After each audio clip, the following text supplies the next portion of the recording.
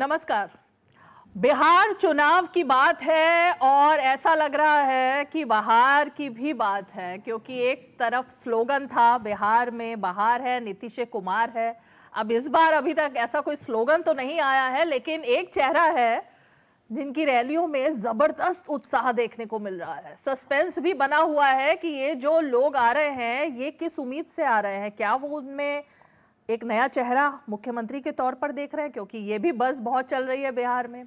और एनडीए की भी बात हो रही है कि एनडीए में क्या सभी सहयोगी जो हैं वो एकजुट हैं, क्योंकि बीच बीच में जो चेहरा हमारे साथ है ना, वो ऐसे ऐसे फिलर्स भी दे देते हैं कि बयानों में सस्पेंस भी होता है और चर्चा भी होती है कि आखिर इसके पीछे की स्टोरी क्या है।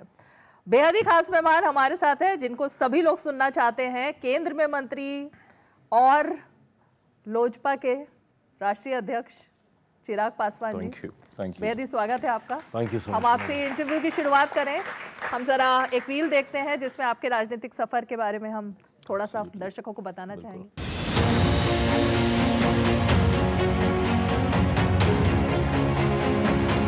मैं चिराग पासवान ईश्वर की शपथ लेता हूं कि मैं विधि द्वारा स्थापित भारत के संविधान के प्रति सच्ची श्रद्धा और निष्ठा रखूंगा। चिराग पासवान आज भारतीय राजनीति में एक युवा और प्रभावशाली चेहरा हैं। इन्होंने न केवल अपने पिता की राजनीतिक विरासत को आगे बढ़ाया, बल्कि लोक जनशक्ति पार्टी रामविलास के नए स्वरूप को स्थापित कर राष्ट्रीय राजनीति में अपनी मजबूत उपस्थिति भी दर्ज कराई। चिराग पासवान का जन्म 31 अक्टूबर 1982 को दिल्ली में हुआ। कॉलेज से निकलने के बाद चिराग ने बॉलीवुड का रुख किया। 2014 में जमुई लोकसभा सीट से चुनाव लड़ा और भारी बहुमत से जीत हासिल की। 2019 में इसी सीट से दोबारा जीत दर्ज की। 2024 के लोकसभा चुनाव में चिराग पासवान ने पिता की पुश्तैनी सीट हाजीपुर से ऐतिहासिक जीत दर्ज की और मोदी 3.0 सरकार की कैबिनेट में शामिल हुए। वर्तमान में चिराग पासवान खाद्य प्रसंस्करण उद्योग मंत्रालय की जिम्मेदारी संभाल रहे हैं।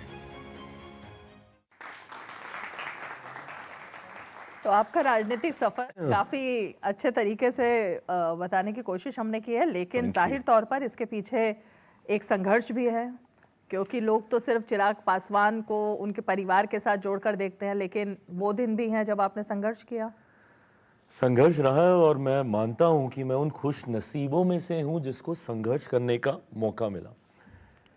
हम जैसे, और जब मैं हम जैसों का जिक्र करता हूं तो मैं नेपो किड्स की मैं बात करता हूं, जिनके बारे में कहा जाता है कि भाई इनको just by the virtue that you been born into a particular family आपको सब परोसा हुआ मिल जाता है प्लेट के ऊपर, and which is true also. मैं बिल्कुल भी कतई मैं इससे शाये हुए नहीं करूँगा। चीज़ें बहुत आसान हो जाती हैं, और होता क्या है कि जब आप उसी राह पे आप चलते रहते हैं तो आपकी काबिलियत को कभी एक्नॉलेजमेंट नहीं मिलती है। वो हमेशा इसलिए मिलती है कि आप उस परिवार से आते हैं।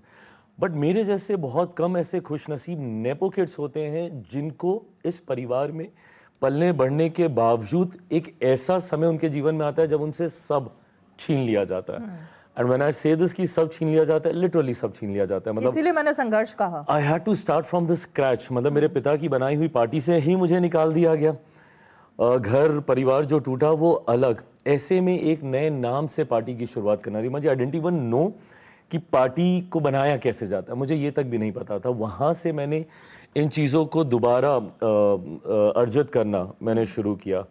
और मुझे खुशी है कि इन 3 साल के संघर्ष के दौरान 13 जून 2021 को मेरी पार्टी टूटी थी, और उस दिन ये वादा मैंने अपनी माँ से किया था, क्योंकि उनको मैंने पहली बार चिंतित विचलित देखा। सो आई प्रॉमिस कि मुझे नहीं पता कैसे, बट मैं वादा करता हूँ कि जो